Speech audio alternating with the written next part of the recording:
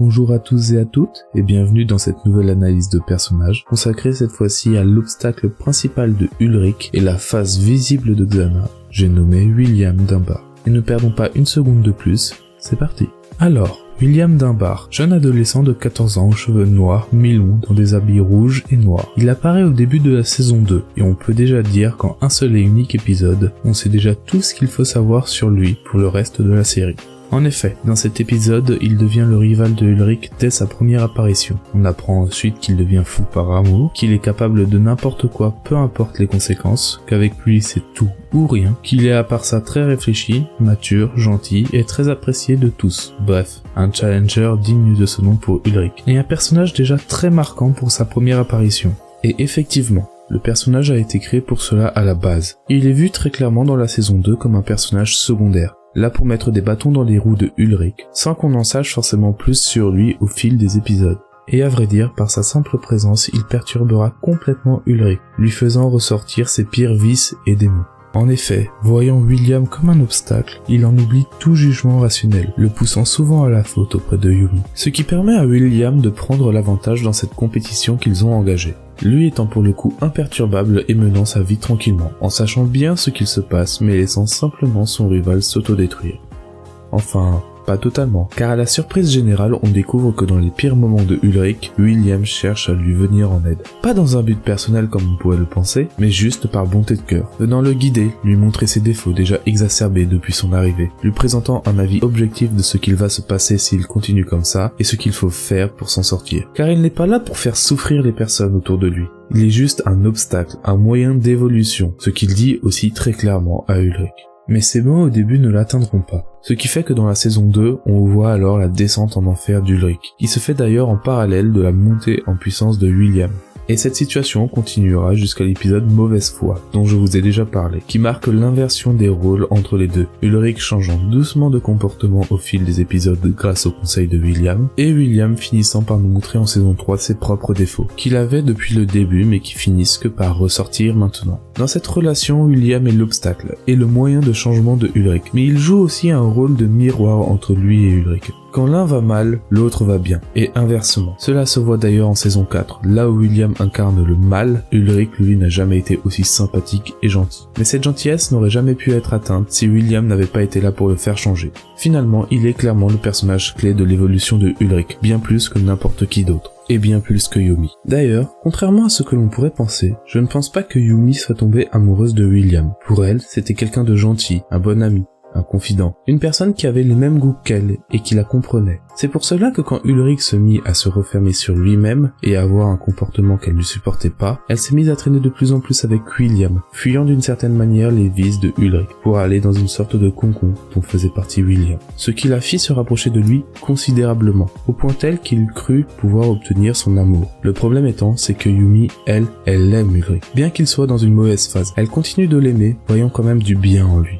C'est pour cela que dans l'épisode Mauvaise conduite, quand William perdit patience et tenta de l'embrasser, elle le rejeta. S'ensuivit les violences entre Ulrich et lui, marquant le point de rupture de Yumi. Car bien qu'elle soit que spectatrice dans cet épisode, il n'empêche qu'elle retient et comprend beaucoup de choses. Tout d'abord, elle voit les limites de sa relation avec William et ses défauts. Ensuite, elle voit le changement de Ulrich en fin d'épisode, qui est pour le coup encourageant. Mais cela la fit quand même réfléchir et douter, créant par la suite le break entre elle et Ulrich, afin de remettre ses émotions en place. Elle décide aussi de s'éloigner un peu de William, qui se fait de plus en plus insistant, ne comprenant pas ce qu'il se passe, ce qui pousse Yumi à le repousser de plus en plus fort. Et c'est ainsi que commence la saison 3, William n'étant plus un allié pour Yumi, mais une gêne, qui à force de forcer pour se rapprocher d'elle, finit non pas par faire tomber Yumi dans ses bras, mais à se rapprocher du groupe de héros, et à prouver sa valeur. Groupe qui ne sait pas à quel point il peut être instable, comme Yumi le sait. Mais malheureusement Yumi, avec le temps et les contraintes, finit par accepter William, faisant une des plus grosses erreurs qu'elle ait pu faire dans la série, ce qui nous emmènera inexorablement à sa xanatification en fin de saison, qui fut, j'ai envie de dire, prévisible pour nous spectateurs, puisqu'on le voit souvent dépasser les limites et ne pas écouter, préférant faire ce qu'il veut, lui qui donne des leçons, n'écoutant pas ceux qui lui en donnent, ce qui causera inévitablement sa perte étant la défaite la plus importante des héros, car pas habitué à combattre une personne réelle, Ils se font tous battre un à un, et ne peuvent empêcher Lyoko d'être détruit. Mais avec cela, William se fait définitivement xanatifier, causant des problèmes sur le long terme, qui ne pourront pas être résolus avec un simple retour vers le passé. Dans un épisode précédent, je vous avais parlé de ce qu'était un alignement. Et bien ici, on passe alors d'un personnage d'alignement bon, chaotique, dont son côté chaotique l'a mis en échec, à un personnage mauvais, loyal, suite à sa xanatification. Mais cette xanatification n'est pas là par hasard. C'est un moyen de donner une nouvelle fonction au personnage, et un développement plus poussé. Car après la chute dont j'ai parlé, et les changements de Ulrich, sa fonction n'était plus utile, Ulrich n'ayant plus besoin de lui pour évoluer. Il fallait alors lui trouver un moyen de se renouveler, tout en sachant qu'il n'avait aucun développement depuis le début. Oui, aucun développement. Car dans la saison 2 et 3, on ne fait que découvrir petit à petit le personnage, avec d'abord ses qualités, puis ses défauts, mais en aucun cas il ne change. Il ne se remet jamais en question tout le long de la série. C'est pour cela que le faire devenir l'opposant principal des héros est d'autant plus intéressant, car on peut observer tout le long de la série l'évolution du comportement des héros envers lui. Eux qui sont d'abord si bons envers lui et croient dur comme fer en son retour, finissent avec le temps et à force d'en baver face à lui, par se mettre à le haïr et le rejeter. Où on est d'accord, ce rejet qu'il subit est abject, et après tout ce n'est pas lui de son plein gré qui s'est mis en opposition face aux héros. Mais d'un autre côté, il faut aussi se mettre à la place des héros, qui après tant de temps à être en conflit avec lui, finissent par le voir véritablement comme un ennemi. Les pensées amicales finissant par disparaître, ne laissant que de la haine. Une haine qui se comprend après tous les coups qu'ils ont pris à cause de lui. Après tant de temps à le voir comme un ennemi, la vision de la voir en allié n'en est que plus trouble. Et quel adversaire en plus de cela? Car là où la véritable menace dans les 2 premières saisons, c'était les monstres, on voit que dans la 3e saison, ils ne sont plus qu'une simple gemme. Mettre alors William comme un ennemi qui est intelligent, bien plus fort en termes de capacité face aux héros, rajoute alors de la tension.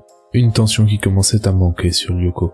Je me souviens encore quand j'étais petit et que je regardais la série. Je stressais à chaque fois que le thème musical de William commençait. J'avais peur pour les héros et je savais que c'était un véritable danger, une véritable menace pour eux. Mais comme je le dis depuis tout à l'heure, William n'évolue pas. Ou du moins, pas aussi vite que les héros. Et cela se voit surtout dans les combats, généralement entre lui et Ulrich. Ulrich et les héros s'adaptant au fur et à mesure des combats pour finalement devenir plus forts. Au début de la saison 4, il était une véritable menace pour finalement devenir un monstre comme les autres en fin de saison. Au final, William, comme on peut le constater dans cette vidéo, n'est pas un personnage qui évolue grandement. Bien évidemment, il a quand même 2 événements importants qui viennent grandement le changer, qui sont sa xanatification et sa libération. Mais du début à la fin, nous ne faisons que le découvrir petit à petit, le voyant surtout changer les personnes autour de lui. Initialement Ulrich et Yumi, puis dans la saison 4 le reste du groupe. Il est clairement un élément d'évolution pour le groupe, en étant un obstacle, un conseiller, puis dans la saison 4 un objectif à atteindre, venant étendre son importance dans l'histoire. Il n'est pas là pour être aimé spécialement, ni avoir d'évolution ou de grande profondeur. Il est juste là pour être un plus dans une histoire, pour nous présenter une autre vision du monde, que ce soit au personnage ou au spectateur. Mais cela ne s'applique que jusqu'à sa libération. Mais après cela, il reste encore 2 épisodes, dont un qui permet d'entrevoir la volonté des scénaristes d'enfin le faire avoir une évolution constante et une importance tout autre dans l'histoire. Cela aurait pu se traduire par un arc narratif de vengeance, cherchant à se venger de Xana, ou des héros pour l'avoir rejeté, ce qui l'aurait fait sombrer encore plus profondément dans les ténèbres. Ou plutôt un arc de rédemption, cherchant à se faire pardonner pour tout ce qu'il a fait de mal, ou encore plein d'autres possibilités à explorer. Malheureusement, la série s'est arrêtée trop tôt pour le savoir. Et ce n'est alors qu'à nous, spectateurs, d'imaginer sa suite. Et c'est là-dessus que se termine cette vidéo. Comme d'habitude, n'hésite pas à mettre un pouce bleu si elle t'a plu, à t'abonner si ce n'est pas déjà fait, et surtout à partager cette vidéo, ça m'aide beaucoup. N'hésite pas dans les commentaires à me dire ce que tu as pensé de la vidéo, et à me dire ce que tu aimes le plus chez ce personnage. N'oublie pas non plus de voter dans l'onglet communauté de la chaîne pour le prochain personnage que j'analyserai, et sur ce, je te souhaite une bonne journée, une bonne soirée et une bonne vie. Ciao!